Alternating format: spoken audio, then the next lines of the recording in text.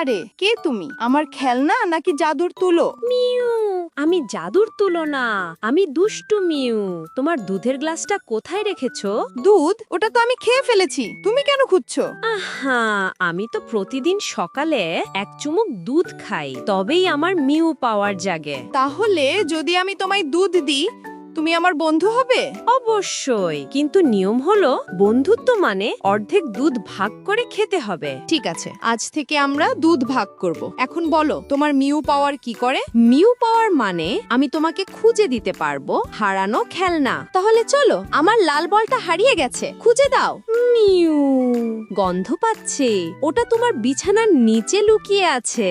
তুমি সত্যি জাদু করো, কিন্তু বলো তো, তুমি আমার দুধ চুরি করে খাওনি তো? মিউ, একটু খেয়েছি হয়তো, কিন্তু বন্ধুরা তো ভাগ করে খায়, তাই না? ঠিক আছে মিউ, আজ আমরা একসাথে দুধের পার্টি করব। মিউ, আর আমি তোমাকে শেখাবো কিভাবে মিউ করে হাসানো যায়।